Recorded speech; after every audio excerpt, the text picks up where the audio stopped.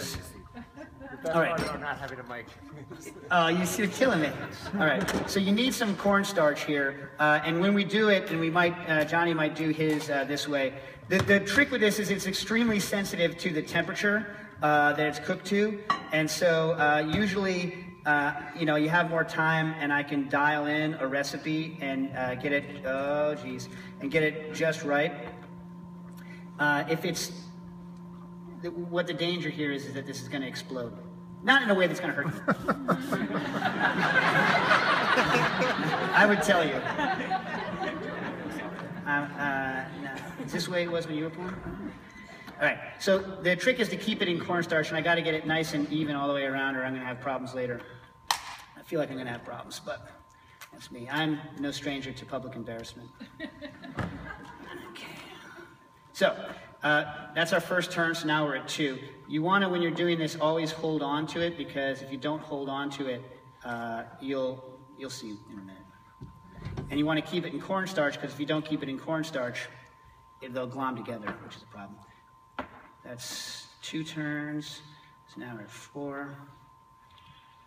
Oh, so why is this interesting? Well, it's fun to do things with your hands, but also, like, if you do it correctly, when you have it in Chinese candy, usually what they'll do is they'll put it in cornstarch like this, and then they'll lost the strand, and then they'll wrap it around chopped peanuts, and that's kind of the classic way to do it.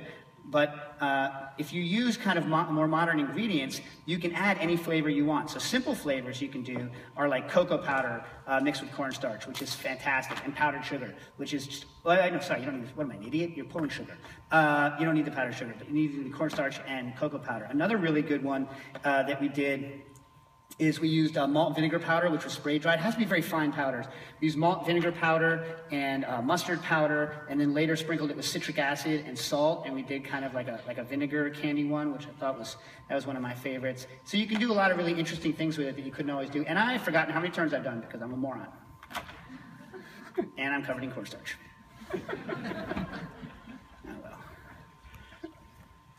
Johnny, what flavor are you doing? Johnny?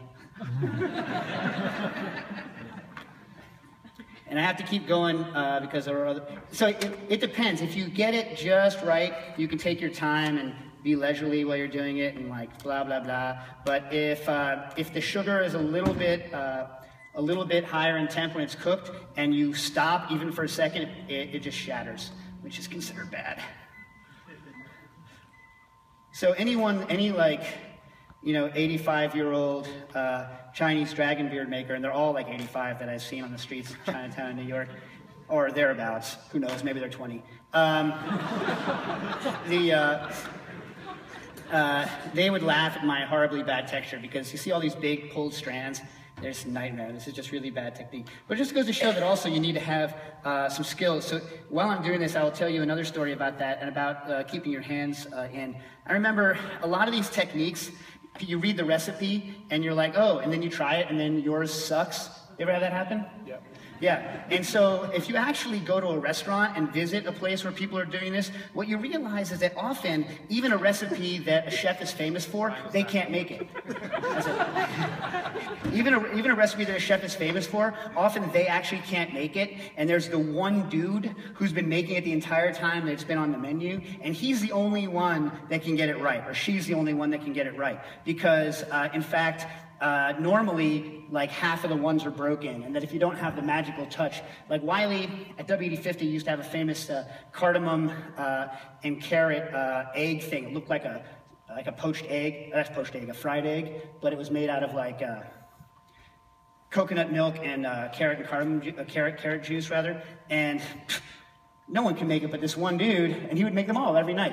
And he got 90% of them right every single time, and everyone else would get like 50%. But it's like a little unknown fact. I think that everyone should be able to do it. It's not true. Do you have any recipes like that? Most of them. Does anyone count? Are any of you OCD and you've counted how many times I've done this? I think I'm getting close. That might be 16, right? One more? Let me stretch it out.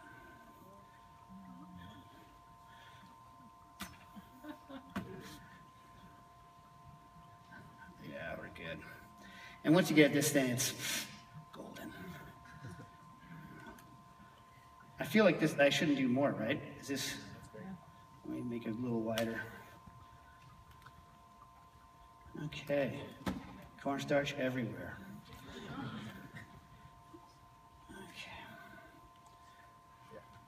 Okay. Yeah. We're going to actually be able to serve this. Risk management is okay with this? Yeah.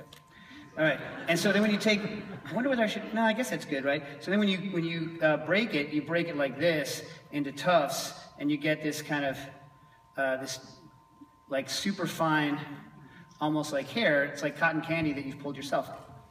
Good.